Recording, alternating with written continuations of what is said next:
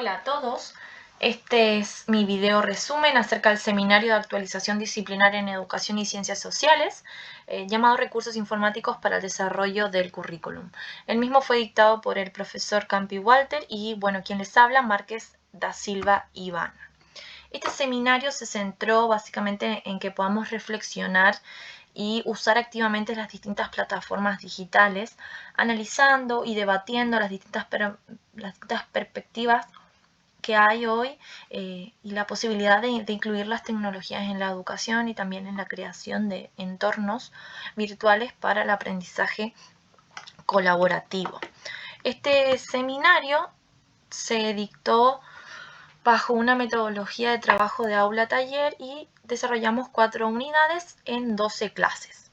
La unidad 1, llamada Plataformas Tecnológicas para el Aprendizaje; la unidad 2, las TIC, los educadores, la educación; la unidad 3, el manejo de la información, nuevos y viejos esquemas para un mismo problema; la unidad 4, aplicando los postulados a las tareas docentes. Paso a desarrollar un poco un breve resumen de cada una de las unidades.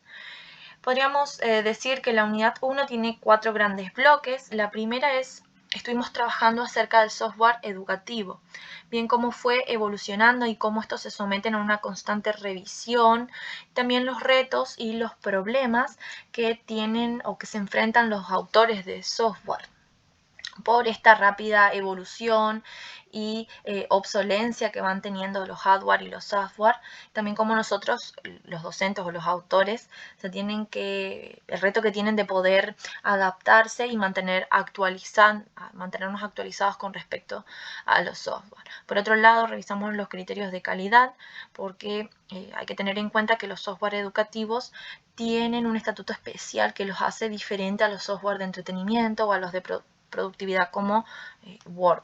Entonces, considerar cuestiones como la organización, la autoridad, la legibilidad, los contenidos, la actualización, la adecuación al destinatario son importantes a la hora de elegir los software y poder evaluarlos. Por otro lado, estuvimos revisando también los aportes de la Internet a la educación y cómo ésta ha permitido o permite a los educadores en realidad que reflexionen acerca de su práctica educativa. También ofrecen nuevas formas de enseñar, ofrecen un libre acceso a la información, lo cual genera estos entornos virtuales particulares o estos ecosistemas digitales, sí, que hacen que el rol del docente y el rol del alumno en estos entornos cambien, se modifiquen. Si hoy hablamos de un docente que para poder llevar adelante su papel como educador debe tener ciertas competencias específicas y manejar también algunas estrategias didácticas diferentes o con ciertas características, porque estas estrategias están mediadas por tecnologías. No es lo mismo, ¿sí? Lo mismo también el estudiante o el alumno tiene ciertas consideraciones, hay ciertos cambios, ya que hablamos de que la socialización educativa ha cambiado, las concepciones epistemológicas también, y los proyectos de vida que tienen nuestros estudiantes son otros. Por ende, todo esto hay que considerar a la hora de trabajar con ellos. Bien, en esta unidad estuvimos utilizando dos estrategias o dos aplicaciones, que es Prezi y Google Use, que acá los colocaba sus loguitos. Bien, pasando a la unidad 2, llamada las TIC, los educadores y la educación, los dos grandes bloques, podríamos decir, es una, hemos caracterizado a la educación virtual como el componente esencial de este nuevo paradigma social y cultural que estamos viviendo, a partir de las nuevas tecnologías y cómo están impactando en la educación. Entonces, gracias a estas nuevas tecnologías aparecen estas nuevas formas de lectura y escritura. Por ejemplo, en WhatsApp, lo que estamos viviendo en WhatsApp o en Instagram. Y lo que tenemos que entender acá es que estas nuevas formas lo que posibilitan es una experiencia mucho más interactiva, ¿sí? También, por otro lado, estuvimos analizando la integración de las TIC en los sistemas educativos a partir de los textos. Uno muy interesante de María Teresa Lugo. Estuvimos revisando las políticas educativas TIC en países de América Latina, el Caribe, y se focalizó en Argentina. También los problemas y desafíos a los cuales se enfrentan los distintos países para poder aumentar los niveles de aprendizaje de los estudiantes y las competencias necesarias para poder aumentar esto. Lo que me llevo de los textos es que por un lado se propone que no se usen acríticamente las soluciones tecnológicas, es decir, que no por incluir computadoras en una escuela los aprendizajes van a aumentar, sino que conllevan otras cosas y que hay que tener en cuenta, además de la computadora, también el tipo de software que van a tener estas computadoras, cómo se van a usar, hasta la electricidad y sobre todo la capacitación docente y los técnicos para manejar las computadoras. Son cuestiones que a veces las políticas educativas y los gobiernos las obvian o no las consideran en su totalidad. También como las TIC nos permiten a nosotros, podemos decir que son una oportunidad para revisar los sentidos pedagógicos por las posibilidades que nos abren las puertas, que nos abren, podríamos decir, para tener estas nuevas formas de enseñar y de aprender. Bien, pasando a la siguiente unidad, que es el manejo de la información, nuevos y viejos esquemas para un mismo problema. Está centrado en la web 2.0 y cómo esta marca el punto de inflexión en la historia de las TIC. Con ella, con la aparición de la web 2.0, aparecen nuevas formas de búsqueda e intercambio de la información. Hoy lo que más hay es información, ¿sí? Entonces, hay que ser conscientes de estas nuevas formas de saber buscar, de saber gestionar y manejar la información para no infoxicarnos. Este nuevo concepto me pareció muy interesante, la infoxicación, que es la sobrecarga o el exceso de la información a la que estamos expuestos todo el tiempo, y que interesante Archanco, que la plantea como la enfermedad de la sociedad del siglo XXI. Y por otro lado, la web 2.0 aparecen los prosumidores o los web actores, que son los consumidores que también son productores. ¿Sí? La web lo que hace es aprovechar la inteligencia colectiva, aprovechar las producciones de todos los que están conectados para crear contenido. Entonces hablamos de una cultura de la participación, ¿no? Una cultura más horizontal que permite la comunicación, que está basada en el consenso y la confianza mutua. Y esta cultura de la participación es lo que promueve un aprendizaje colaborativo también. Pero para ello necesitamos pedagogías 2.0, ¿sí? Nuevas pedagogías, nuevas metodologías. Es interesante como la influencia que está teniendo la web 2.0 en los procesos educativos y cómo se está gestando, ¿no? Este nuevo conocimiento.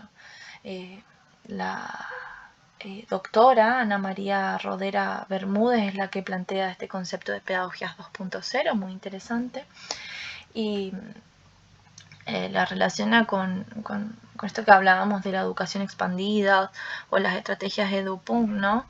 De que buscan reflexionar sobre la idea de resignificar la educación de manera que no esté solamente circunscrita al ámbito institucional y académico, sino que salga de las paredes del aula.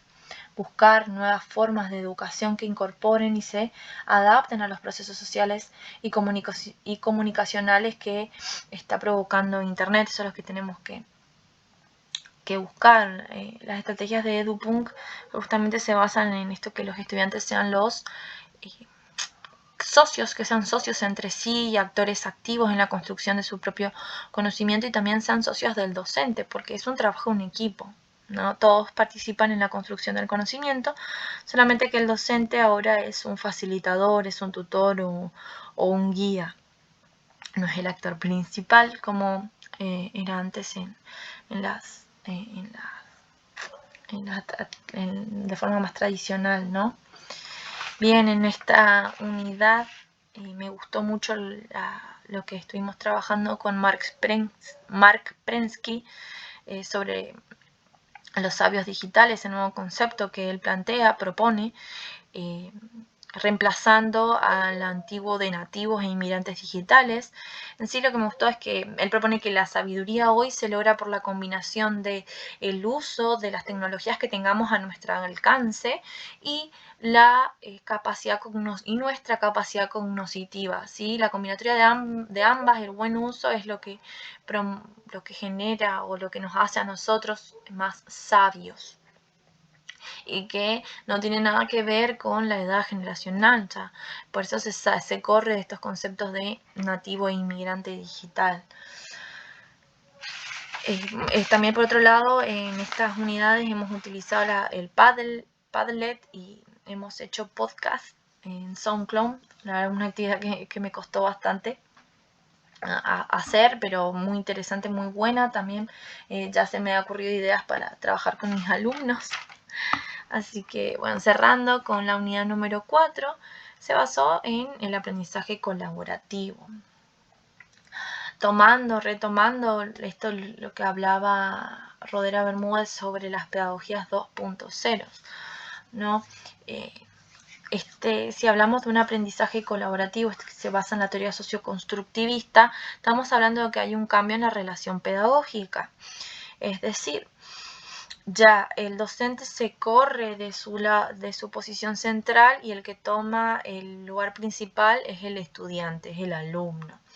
Y el docente y la tecnología, porque la tecnología es el que media la relación entre el docente y alumno, ambos, docente y tecnología, tienen un papel mediador, justamente de facilitación cognitiva y social. Entonces, para que se pueda realizar esta pedagogía 2.0, necesitamos una metodología 2.0, ¿sí? Una nueva metodología que se tiene que priorizar el docente relaciones más horizontales con sus estudiantes. Tiene que fomentar este trabajo colaborativo, correrse del individualismo que se trabajaba antes, que se centraba antes, y ser un facilitador del aprendizaje, de la información. Como hemos dicho, aparecieron nuevas tecnologías, ¿no? Nuevos medios de comunicación. Y estos nuevos medios de comunicación, sumados a los nuevos lenguajes que se han creado por ellos, aparecen nuevas formas de narrar. Hoy estamos hablando de narrativas digitales. Y estas narrativas digitales se caracterizan por la interactividad, por el uso de diferentes elementos, por el audio, por el sonido, por las imágenes, por el dinamismo, por la discontinuidad. Ya no estamos hablando de modelos de comunicación tradicional que eran unidireccionales, ¿no? Sino que estamos hablando de una comunicación plural que tiene múltiples conexiones, múltiples voces, y que está dirigida bien por el docente, pero los estudiantes son los principales. Bien, en esta unidad también estuvimos revisando las distintas herramientas que podemos utilizar para editar y distribuir la información. Por ejemplo, Twitter, Facebook, Dropbox, los blogs. Bien, algunas ya las pusimos en práctica durante la cursada, como Twitter o el blog, ahora YouTube, ¿sí? Hay que seguir trabajando con Facebook, con Dropbox. La verdad que muy interesante la cursada, fue todo un desafío, ya que las anteriores fueron, esto lo que la materia justamente busca, corrernos de ese papel tradicional, el estudiante solo leyendo el material de clase, sino que acá fuimos alumnos realmente activos y participamos activamente justo en la construcción de nuestro conocimiento, así que la verdad que me voy feliz de la cursada. Ojalá sigan aplicando esta metodología también en otros seminarios y salgamos y hagamos este aprendizaje colaborativo. Así que no me queda más que decir muchas gracias al profesor y a todos mis compañeros. Me despido y los saludos a todos. Adiós.